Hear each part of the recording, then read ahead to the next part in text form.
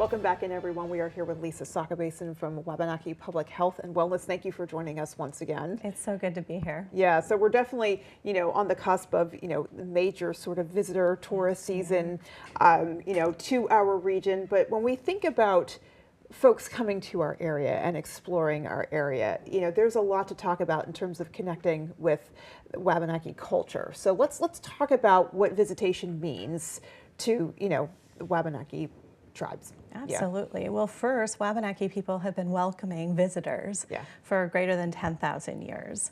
And sometimes that welcoming not really treat us well, right? Yeah. Well, present day, where I am, is I want to welcome those visitors. I also want those visitors to connect to this land, explore this land, and love this land just as much as Wabanaki people have done, as well as connect to the responsibilities that we have to this land and each other. And so there's so much opportunity this summer to connect to Wabanaki culture and values and history that I'm pretty eager to talk about. I want to talk about Wabanaki influence just in our immediate area, specifically, just in downtown Bangor. I mean, there are definitely places to connect and things to see. So let's talk about how to steer people towards kind of taking in some of that culture. Absolutely. Yeah. First, we have museums in the region that are great museums to visit. We do have a museum at the university, the Hudson Museum, which is a museum you can explore Wabanaki culture and history. We also, of course, the ground mural will come with educational opportunities. The Children's Museum downtown, a great place I love to explore.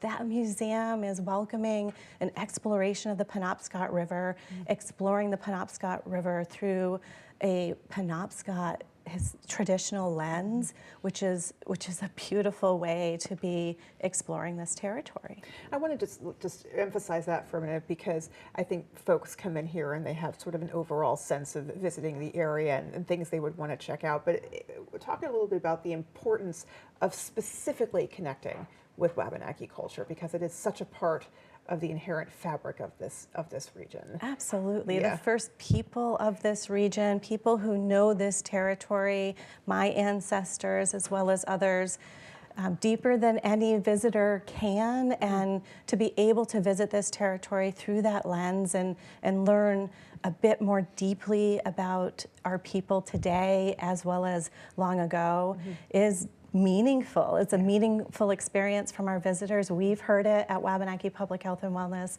and I want that meaning for people who live here, but also our visitors that come here. And finally, there are just a couple other kind of events coming up. There's a Wabanaki Youth and Cultural Summer, and then also that summer concert. So just very quickly, a little bit more about some of the events that maybe folks can connect to. Absolutely. So we have a summer concert, which we did last summer, a free concert that's open to the public. It's a partnership that we have with the Salt Bay Chamberfest Orchestra, a beautiful orchestra that has brought music into our building in the past, mixed with our traditional indigenous music and artists.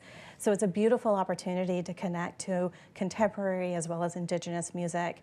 And, being on stage together, watching these artists, it just shows that we were meant to be here together and to create that beauty and magic together, and the healing components of that community connection is pretty meaningful to us. Togetherness and healing, we can do it together. Absolutely. Alrighty, folks, well, that is going to do it for us. Thank you so much for stopping by once again, Lisa. We so appreciate it. We'll have more information on our website, folks, and our full updated forecast is coming up.